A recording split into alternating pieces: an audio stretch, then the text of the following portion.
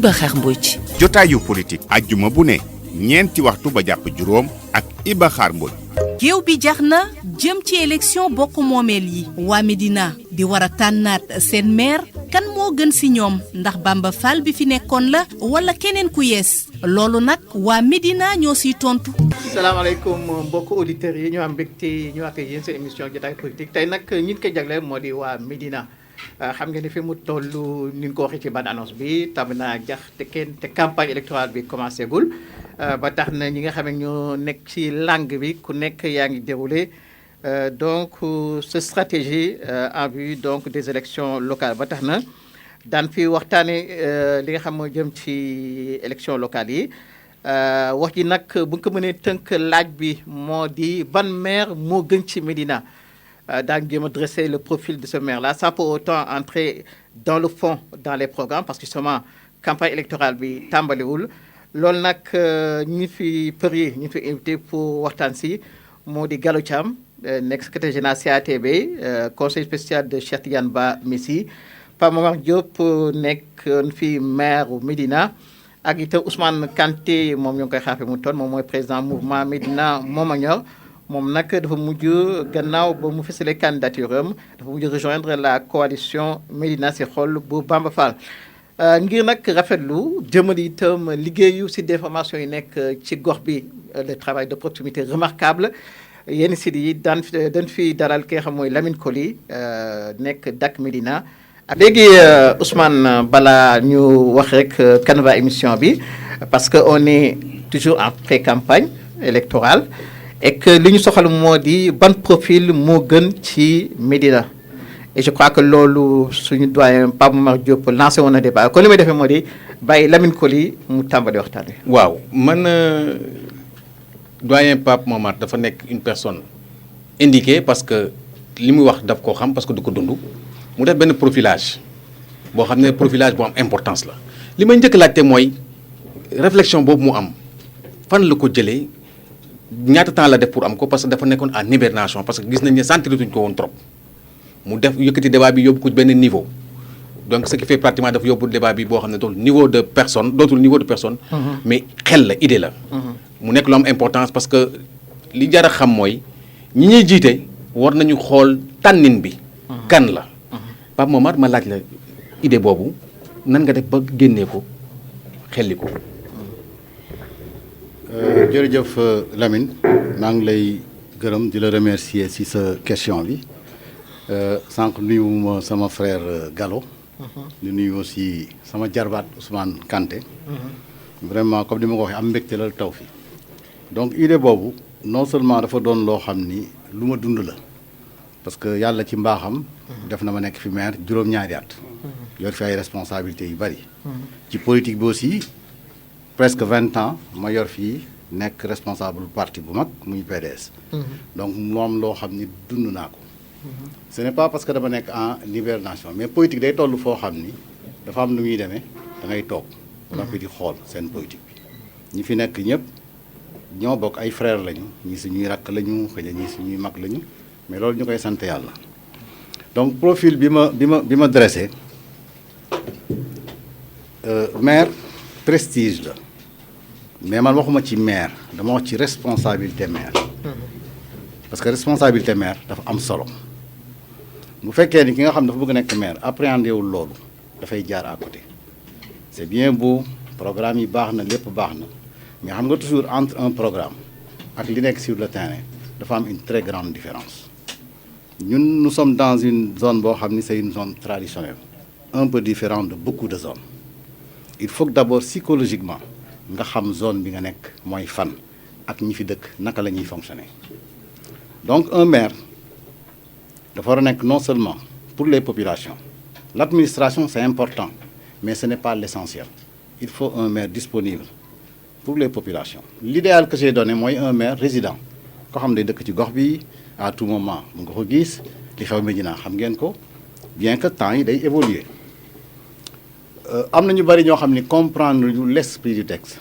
heureusement que sama frère Cheikh Ahmed Tidiane Ba j'ai bien aimé sa réponse parce qu'il a ramené les textes non c'est fa bokk sama argumentaire parce qu'en fait li mu wax c'est vrai booy jël texte yi un tiers du conseil mën na bañ a dëkk ci commune bi te maire bi mën na ci bën a bokk loolu c'est les textes man waxuma waxu texte ak waxu loi je parle de l'idéal di nga xam ni Médina loolu la gën a soxla mais ça ne veut pas dire que ku dëkkul Médina juddoo fii mënoo fi nekk maire mën nga fi bañ a dëkk l'actuel maire Cheikh Ahmadou Bamba Fall léegi la fi dëkk fi woon léegi day doog a dëkk Médina dëkkul woon Médina je pense que man maa amoon chance su dëkk Médina ak sama papa Médiène mais loolu sant yàlla mais li nga xam dund nañ ko mooy Médina c'est une zone traditionnelle nit ñi dañ lay soxla à tout moment donc loo bëgg a réorganiser loo bëgg a changer vision il faut nga sóor ni un maire au-delà du prestige c'est la population mooy nit ñi donc soo ma ko mayee dañuy jël critères yi un par un donc déjà ñu yem ñu des tuuti ci maire résident comme ni nga ko waxee maire bi war nekk koo xamee ni fii lay yeewoo ci gox bi l'idéal Gallo yéen tamit ngay wax ni loolu il faut ñu xoolaat que parce que il faut que mentalité évolue. Voilà, je crois que je vais y répondre mais le président Cheikh Ahmed Tidiane Ba daf ma demandé woon avant muy xuus ci débat bi magnifier le geste du ministre Seydou Gueye parce que ce n'était pas évident que situation bi nu mu demee woon qu'il puisse accepter volontiers la décision du président de la République pour mu véritablement jiite ko tête de liste. C'est vrai que ce n'est pas la victoire de Cheikh Ba, ce n'est non plus la victoire de Seydou Gueye, mais c'est la victoire de deux acteurs politiques, c'est la victoire des militants de la Médina. Loolu sax je tenais à préciser cela. Mais man damay jaaxle tuuti ci inquiétude le maire Pape Momar Diop, à savoir que l'esprit et la lettre. Entre l'esprit et la lettre, moi je crois que dafa am benn trait d'union bu ci am solo mooy les textes et les lois. Parce que en fait mënoo am une réflexion comme ça, une réflexion aérienne comme ça rek sans se référer sur des textes bien précis. Mais est-ce que c'est aérien? Parce non, que c'est important, oui. c'est important. Je veux juste une question. Oui. Parce que itam li mu wax d'abord dafa nekk idéal. Les mots ont le sens. Deuxièmement, population yi ñu dëkk mi dañu ne bu doon seen sago ku yeewoo ci gox bi dinañ jiite. Voilà. Est-ce que réellement c'est une fin en soi d'habiter dans le quartier? L'idéal alors. Les mots ont le sens. Bon, c'est-à-dire, Cheikh l'a bien répondu. Cheikh, le portrait robot que l'ex-maire de la Médina a dressé. Pour nous, c'est un portrait robot. C'est un portrait robot qui n'a pas de sens. mais lan moo tax nga ne portrait robot la. Non, vous vous sentez visé. Mais effectivement, parce que la lettre n'a pas été adressée à quelqu'un d'autre que Cheikh Ba. mais pourtant bu ñu xoolee critères yi il y a pas que Cheikh Ba seulement bu fekkee ne xool nga texte yi li muy bind yëpp mën nga tudd keneen. Mais ce que nous intéresse, nous... Vous vous sentez interpellé? Mais bien sûr.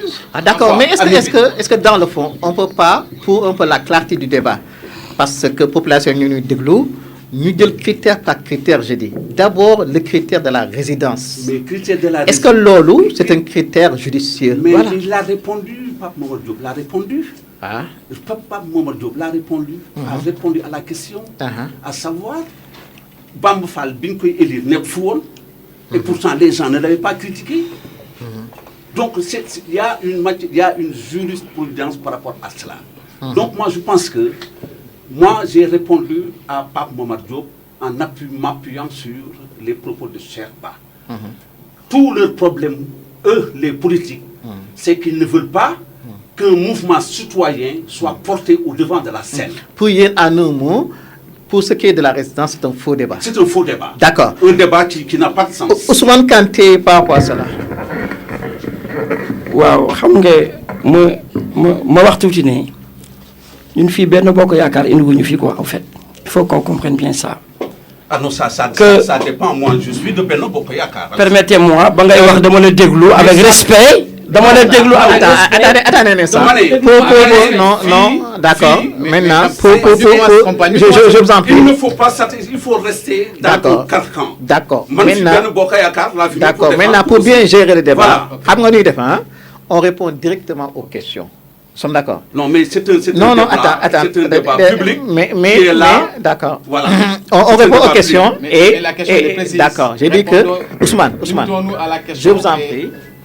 Est-ce que pour yow le critère résidence koo xamee ni maire bi fii la war a yeewoo est-ce que loolu c'est important? Voilà la question.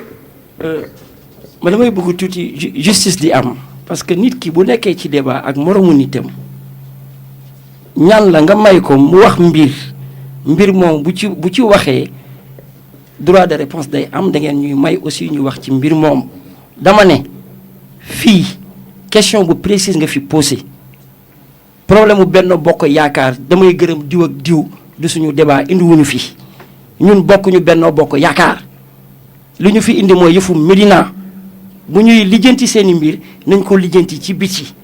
quant à nag pour répondre à cette question xam nga dañu wax théorie ak pratique ñuy wax alhamdulillahi rabil alamin ñun waa Médina ba ñu yàlla mayee ñu am ci suñu biir tey koo xamante ne yàlla joxoon na ko mu yor Médina diriger ko pendant juróom-ñaari at ci gestion bu rafet ci gestion boo xamante ne moom muy Pape Momar Diop am na ci jàngat ba tey war a taxaw na kat juróom-ñaari at ya ma def Médina jàngat ba ma ca am ak tey jii fi collectivité locale toll ci àdduna ak acte 3 bi nga xamante ne moom le président Macky Sall indi les pleins pouvoirs jox ko un maire donc nag dafa jot pour que maire boobu askanam xam mooy kan. La problématique principale que le maire Pape Momar Diop a posée mooy il a appuyé sur un point focal muy la problématique l'essence même de ce que doit être un maire dans une localité dans une commune.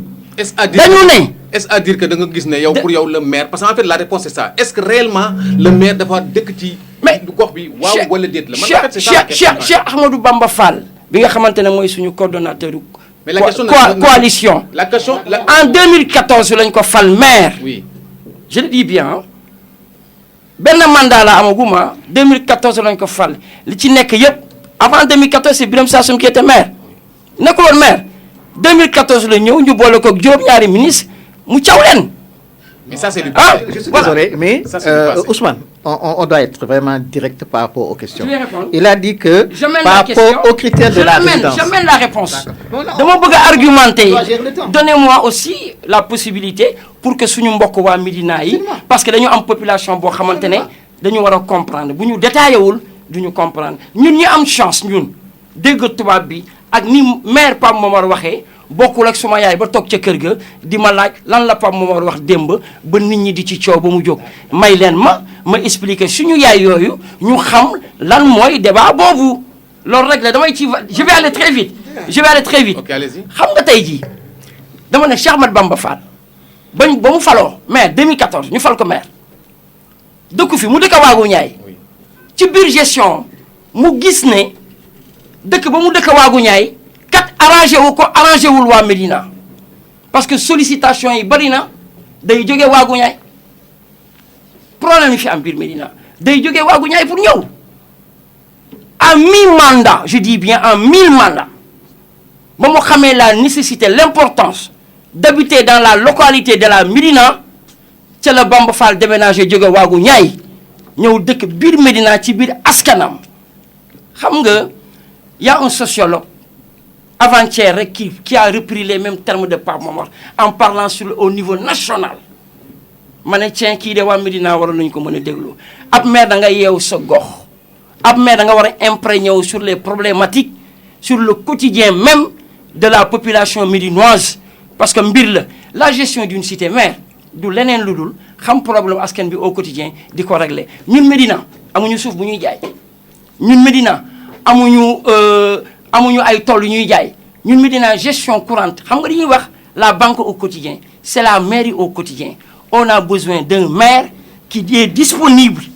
ci quartier bi xam liy xew ci quartier bi comme ni ko Cheikh Ahmadou Bamba Fall di ko defee di dem ci ngénte yi di dem ci takk yi bu courant coupé mu xam ne courant coupé na ci këram di faj soxla askan wi au quotidien de tous les jours. Donc pas maman dégg nga Ousmane li mu wax mais ça pose deux problèmes. C'est important que nga wax ni maire bu dëkk ci gox c'est l'idéal, ça c'est la première chose. Deuxième chose, mais maire bi comme ni ko wax personnalisation de l'institution municipale du moom kese moo fa nekk, il travaille en équipe. Donc en quoi ce critère-là peut être déterminant, je souligne déterminant. jërëjëf Iba dama bëggoon rek balaa may tontu ci loolu ma réagir un peu par rapport ak propos Gallo. Je suis vraiment très déçu. gis nga bi may bind texte bi man boo tegoon alxuraan ma war ci je n'ai pensé à personne. Moi j'ai de très bonnes relations avec Cheikh Ahmed Tidiane Ba et je suis de la mouvance présidentielle bu ko fàtte, je suis de Benno Bokk Yaakaar. Suba bu ñuy campagne Cheikh Ba lay campagne. Donc arrêtez ces trucs là, ce n'est même pas bien pour Cheikh Ba. ay dama contre ay mouvement citoyen man sama bopp musul nekk ci loolu, je ne fonctionne pas comme ça. C'est une réflexion que j'ai donnée, débat la visé wu ma Cheikh Ba, visé wu ma Seydou Gueye, visé wu ma Bamba Fall. Donc boo jógee naan Cheikh Ba laa doon visé, je suis vraiment désolé. Je pas dit que Cheikh Ba la visé. Si loolu nga wax. Non j'ai pas dit. bu ma coupé man du ma la coupé si loolu nga wax. Non j'ai pas dit que Cheikh Ba nga visé. Ouais, d'accord. C'est une question à laquelle j'ai répondu mais pas Cheikh Ba. D'accord. Donc dama bëgg nga jàpp ni visé wu ma Cheikh Ba. C'est un débat que j'ai lancé. Et puis c'est pas un texte aérien. Dafa mel ni liiru leen texte bi jusqu'au fond. Dama ne l'idéal mooy loolu mais au finish ki waa Médina tànn même boo dëkkee planète Mars yaay nekk maire fii. nan laa tàmbalee ma ni j'ai bien aimé la contribution de Cheikh Ba indi na ay texte ki loi ma yàlla waxuma ay texte ki loi dama ko teg fële man j'ai parlé de l'idéal li ma doon dund pratique bi man foofu laay waxee répondre ma ci loolu mais bu pas ñu koy personnaliser ay Cheikh Ba lii Cheikh Ba lale je n'ai rien contre Cheikh Ba demee bu ñu dem campagne moom lay àndal campagne parce que moi je suis avec le président Macky Sall donc namu Macky Sall laa bëgg biir Médina donc man du ma personnaliser débat. D'accord, mais est-ce que doo relativiser justement ce jugement de manière personnalisation des institutions municipales parce que comme ni ko waxee maire bi moo fa nekk à 2 heures du matin mën ko fëgg mu faj sa soxla. Alors que est-ce qu'il doit travailler en équipe quand même. Mais absolument xam nga gestion municipale lu doy waar la surtout ñun ni ñu koy gérer au niveau de ce pays en principe maire bi du moom mooy liggéey lépp. tey dans d'autres pays boo demee mën nga ni doo gis sax maire bi. tu vois les adjoints au maire tu vois les présidents de commission mais Sénégal dañu tàmm fii lépp lu ñu yore dañ koy personnaliser.